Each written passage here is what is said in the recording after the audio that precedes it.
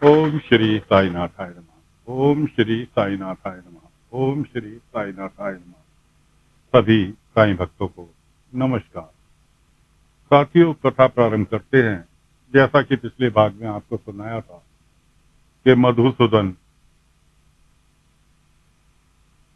जो कि एक फ्रॉड शख्स है, शिरडी में आया और अपनी रईसी की सबको दिखावा करनी चालू कर दिया। आते के साथ ही मारुति मंदिर में बड़ा भंडारा का आयोजन रखा। अब आगे चलते हैं। श्रीकांत का बेटा, कुलकर्णी का भांजा, जीव का बेटा गोविंदा, पढ़ाई उसकी पूरी हो गई। अब वो बिजनेस करना चाहता है, जबकि श्रीकांत उसको मना कर रहे हैं कि भाई बिजनेस में कुछ नहीं रखा, पहले कुछ नौकरी करके तजुर्बा हासिल कर लो, उसके बाद ही बिजनेस करना, कुछ पैसे जोड़ लो। लेकिन उसकी समझ में नहीं आता। वो अपने बाप से यानी श्रीकांत जी से नाराज हो जाता है। अब श्रीकांत जी घर में बैठे हैं, जीवताई दोनों को भोजन परोस रही हैं, लेकिन न बाप उठ के खाने के लिए तैयार, न बेटा आने के लिए खाने के लिए तैयार। जीवताई कहने लगी, बड़ी मुश्किल से ये मैं खाना मेहनत करके बनाती हूँ, और सबसे बड़ा मुश्किल काम तो ये है कि मैं पहले तुम दोनों को खिलाना चाहती हूँ कि उसके बाद मैं खाऊं, और उस अपने खाने को रोकने के लिए बहुत बड़ी मुश्किल होती है, क्योंकि मेरी तो इच्छा होती है कि इधर खाना बने और इधर मैं खा लूं, कि बल्कि कोई और बनाए और मैं खाऊं। तो इसलिए चुपचाप दोनों जने उठो और खाना खाओ। खैर, दोनों जने खाना खाने के लिए बैठ गए। खाना खाते खाते बाप बेटे में सुलह भी हो गई। उसके बाद श्रीकांत कहने लगे जीव से, तुम्हारे यहाँ सेवई रखी है क्या, कि मेरे मधुसूदन दादा को सेवई बहुत पसंद है। जीव कहने लगी, हाँ सेवई तो है, अभी बना देती हूँ। उन्होंने कहा नहीं, शाम को जाऊंगा, इसलिए आराम से बना लेना। और जो है, गोविंदा उनकी बात सुन रहा था। उन्होंने उसके काफी चर्चे, काफी बढ़ाई की, बड़े मेहनत करके वो रईस बने हैं, बहुत ही नेक इंसान है। गोविंदा की आंखों में चमक आई। गोविंदा कहने लगा, शाम को पापा मैं भी आपके साथ चलूंगा। कि क्यों? अरे भाई, हमारे काका हैं, इतने दिनों से पहली बार उनसे मिलूंगा, आप जा रहे हैं उनके यहाँ, कि कम से कम कोई तो हमारे नजदीकियों में रईस आदमी है। अब बाप बेटे दोनों के दोनों सिमई लेकर चल दिए। शाम को बाबा कहीं गड्ढा खोद रहे थे, हाथ में कि साईं गड्ढा क्यों खोद रहे हो। बाबा ने एक सुंदर सा संतरा निकाल के दिखाया।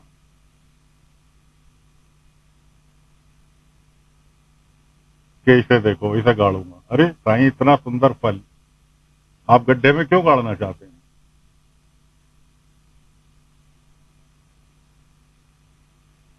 बाबा ने संतरे को चीरा तो उसके अंदर वो पूरा का पूरा काला हुआ पड़ा। बाबा ने कहा, श्रीकांत कुछ समझे, जो बाहर से अच्छा दिखता है जरूरी नहीं है वो अंदर से भी अच्छा हो।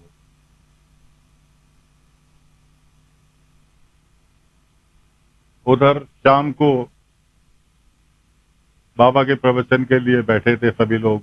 आपको बताया था कि बाबा ध्यान में है, इंतजार कर रहे हैं कि बाबा ध्यान से कब जागे और प्रवचन स्टार्ट हो। बाबा ध्यान से जागे तो इतने में उन्होंने पूरी मधुसूदन के बारे में सभी गांव वाले जो वहां उपस्थित थे प्रवचन की सुनने के लिए, सभी की बाबा ने चर्चाएं सुनी। पाटिल जी पूछ बैठे कि साईं ये बताओ पैसा जरूरी है इंसान के लिए? क्या अभी ये चर्चा का विषय था। बाबा ने कहा पैसा अगर इज्जत से कमाया जाए, नेक ईमानदारी से कमाया जाए तो बहुत अच्छा है, और अगर पैसा बेईमानी, जालसाजी, खुराफाती दिमाग को इस्तेमाल करके कमाया जाए तो वो पैसा एक दिन खुद को ही ले डूबता है। तो इस तरह से वहां बात चल रही थी। अब श्रीकांत गोविंदा को लेकर मधुसूदन के घर पहुंचे। मधुसूदन ने काफी कुछ दिखावा किया, काजू बादाम पिस्ते नाश्ते में। खैर श्रीकांत तो बहुत सुलझे हुए व्यक्ति थे, उसकी बातों में नहीं आने वाले थे। लेकिन गोविंदा जो था कतई तैयार हो गया। यहां तक कि मधुसूदन ने कहा कि भाई तुम्हारा बेटा बड़ा हो रहा है, बेटा बड़ा हो रहा है, इसके लिए कुछ काम धंधे की सोची। तो पूरी की पूरी श्रीकांत जी ने स्टोरी सुना दी कि भाई मैं तो कह रहा हूं कि कहीं नौकरी कर, तजुर्बा हासिल कर, कुछ 4 पैसे जोड़, उसके बाद जो व्यापार करना है कर लियो, लेकिन थोड़े से आगे बढ़ो। ये नहीं कि जो अपनी औकात से बढ़कर पूंजी लगाओ और उसके बाद अगर घाटा हो जाए तो संभल भी ना पाओ। लेकिन मधुसूदन तो कुछ और ही प्रोग्राम बनाए बैठे थे। उसने कहा अरे वाह, नौकरी करने की क्या जरूरत है, मैं हूं ना, मैं देता हूं पैसे। अरे श्रीकांत मैं ब्याज भी नहीं लूंगा। श्रीकांत कहने लगे कि आप ब्याज नहीं लेंगे, लेकिन मैं तो कर्जे के नीचे दबा रहूंगा ना।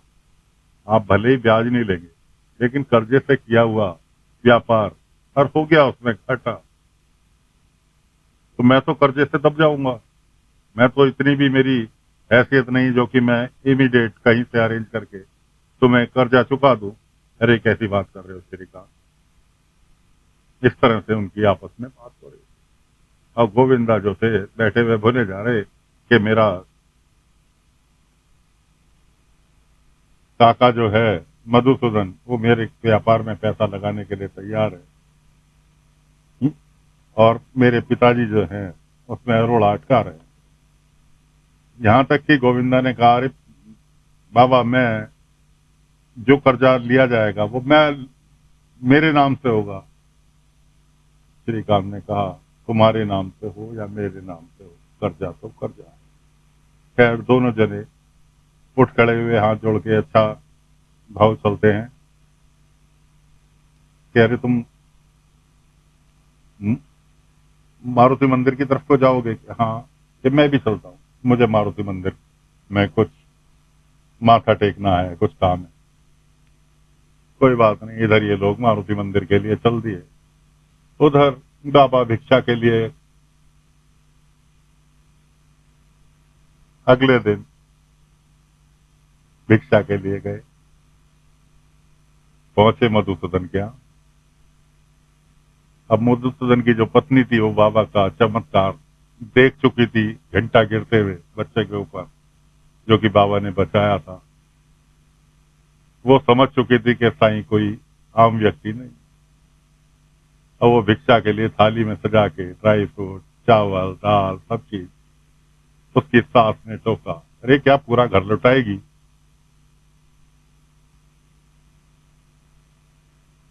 इतने में मधुसूदन आया, देखा अपनी पत्नी को कि लाओ ये थाली साईं के लिए है क्या? हाँ, कि लाओ मैं देखे आता हूँ, साईं का उपकार है हम पे। लेके गए और मन में ये सोचते हुए गए कि साईं एक बार साईं के ऊपर छाप छोड़ दी जाए तो मेरा सारा काम सुलझ जाएगा। थाली लेके बाबा के पास पहुंचे। बाबा से कहते हैं साईं आप क्यों भिक्षा मांगते फिरते हो? नाज की बोरी मैं आज ही आपके पास पहुंचवा देता हूँ द्वारका माई में, और ता जिंदगी आपके लिए मैं नाज की व्यवस्था करता रहूंगा। आपको कहीं भिक्षा के लिए जाने की आवश्यकता नहीं है। लो भिक्षा स्वीकार करो। बाबा ने थाली में से एक चावल का दाना उठाया और अपने पात्र में रखा और माथे से लगाया। बाबा ने कहा,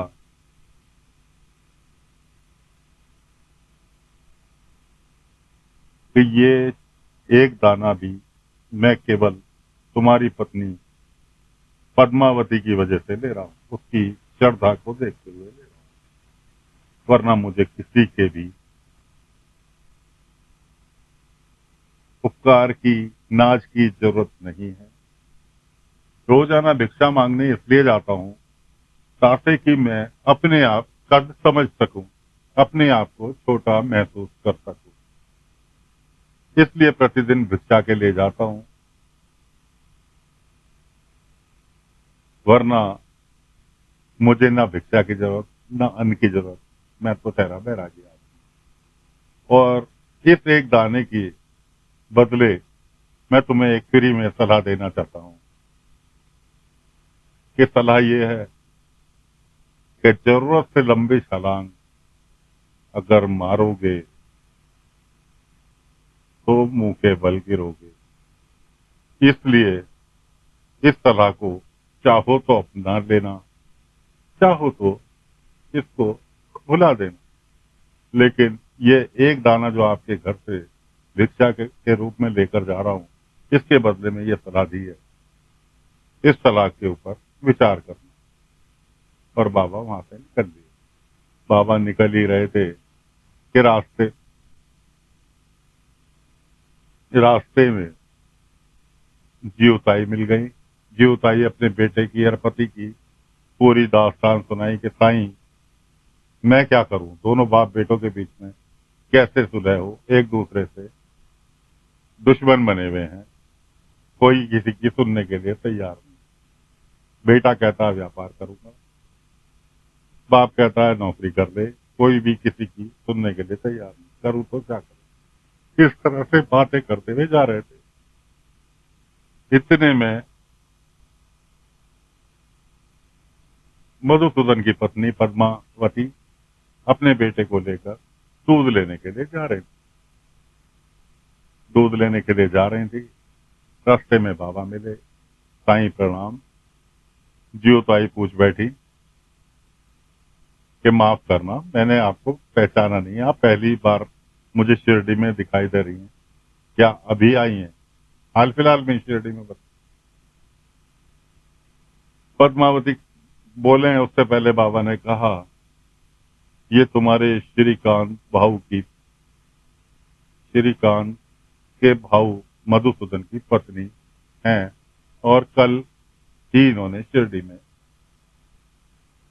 आगमन किया है।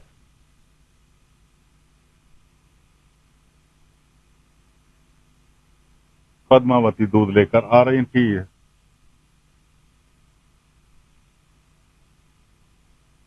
साईं उनसे कहने लगी, वो साईं से कहने लगी, साईं मुझ पर एक कृपा कर दो, क्योंकि जियोताई बाबा के सामने ही बाबा की बहुत सारी बातें उन्हें बताई कि जो साईं की शरण में आता है कोई दुख नहीं रहता, कुछ नहीं रहता, हर तरह की समस्या से दूर, कि शिरडी में अब आके बसे हो तो तुम्हारा भी कल्याण हो जाएगा।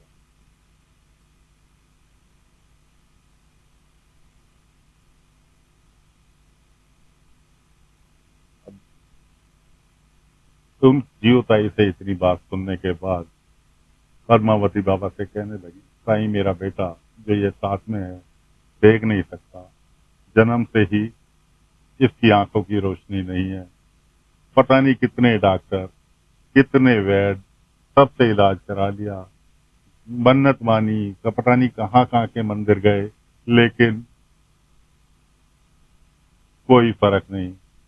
अब तो मैं ये चाहती हूँ कि मैंने कोई भी पुण्य किए हूँ तो मेरे बेटे की आंखों की रोशनी आ जाए, बदले में भले ही मेरी आंखों की रोशनी चली जाए। हाथ में दूध का फवाना था। बाबा सुनते रहे, सुनते रहे।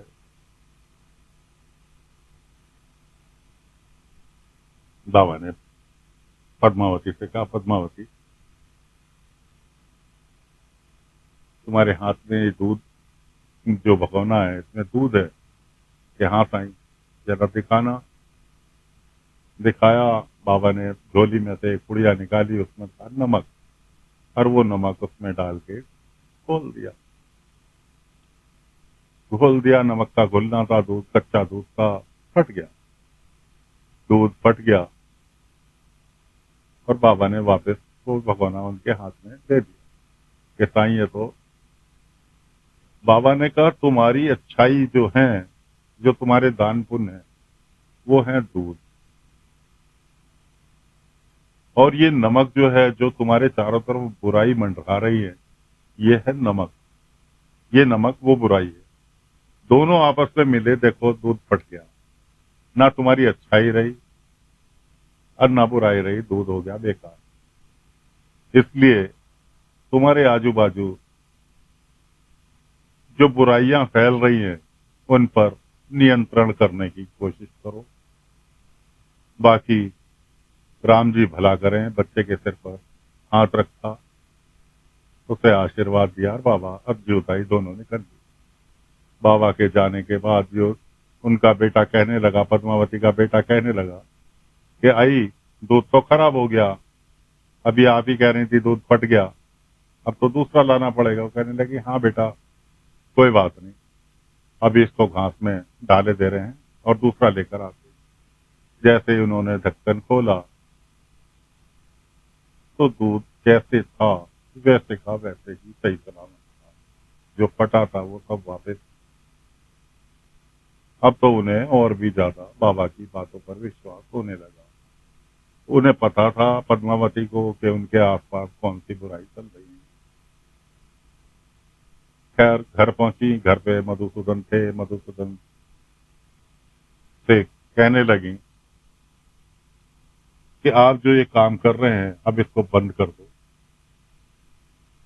अब तक जो किया उस पर मट्टी डालो, पैसे की आप पे कोई कमी नहीं है, एक खुशहाल जिंदगी जियो। क्यों, देखो हमारे, हम बद्दुआ नहीं ले सकते, हमारा बेटा पहले से ही आंखों से देख नहीं सकता, और बद्दुआ लोगे तो पता नहीं क्या हो। इतना कहना था उनका। माँ बेटे दोनों चढ़ गए कि तुझे क्या पता हमने कैसे दिन काटे हैं, आज 4 पैसे दिए हैं, जिस काम से हमारे पास 4 पैसे आए हैं उस काम को मैं कभी बंद नहीं कर सकता। मैं अपने हाथ में आया हुआ मौका कभी नहीं गंवा सकता। इस तरह से और शाम को पहुंच गए रमाकांत। रमाकांत पहुंच गए अपने बेटे को लेकर, उनके साथ साथ मारुति मंदिर। अब गेम स्टार्ट होता है मधुसूदन का। मारुति मंदिर में अपने बैग लेके गए, बैग में से एक लाल कपड़े में बंधी हुई नोटों की गड्डी हनुमान जी के चरणों में रखी, और उसके बाद माथा टेक कर बाहर आ गए। श्रीकांत जी, गोविंदा जी, उन्होंने पहले से ही अपने 2 आदमी सेट कर रखे थे। वो 2 आदमी मारुति मंदिर पे पहुंचे। अरे आप लोग आ गए? तो हाँ भाऊ हम तो आ गए, ये लो तुम्हारी अमानत, कह के 1000 रुपए की गड्डी दोनों के हाथ में थमाई और बोले ये तुम्हारा पैसा वापस। तो दोनों व्यक्ति कहने लगे अरे मैं तो मधुसूदन जी यकीन ही नहीं होता, आप 2 महीने में इस तरह से पैसा डबल कर देते हैं, हम तो यकीन ही नहीं कर पा रहे थे, और आपने हमारा पैसा डबल कर दिया। 2-4 गांव वाले और भी समझ रहे थे। तो मधुसूदन का काम क्या था, सीधे साधे गांव वालों से ये पैसा दुगना हो जाएगा 2 महीने में, ऐसा कह के वो पैसा अपने पास जमा करते थे। और उसके बाद जब ठीक ठाक पैसा इकट्ठा हो जाता था तो वो भाग खड़े होते थे शहर छोड़कर, गांव छोड़कर। वो स्कीम यहाँ शिरडी में फिर वो लागू करने जा रहे थे। अब दोनों व्यक्ति उन्हीं के ही आदमी थे जिनके हाथों उन्होंने 1000 की गड्डी दी थी, पहले से ही सेटिंग थी उनकी। अब वो पैसा वापस मधुसूदन को उन्होंने दे देना था, लेकिन पब्लिक को दिखावा करने के लिए उन्होंने 1000 रुपए दोनों को दिए। उसके बाद श्रीकांत से कहने लगे तुम घर जा रहे हो क्या? हाँ मुझे शिरडी की सीमा तक जाना है, कुछ काम है, चलो मैं भी तुम्हारे साथ साथ हूँ। इस तरह से तीनों जने, गोविंदा, मधुसूदन, श्रीकांत, ये तीनों घर की ओर प्रस्थान कर गए। तो साथियों फिलहाल कथा को यहीं पर विराम दे रहे हैं। अगले अंक में आगे की कथा लेकर हाजिर होंगे। तब तक के लिए आज्ञा दीजिए। ओम साई राम, ओम साई राम, ओम साई राम।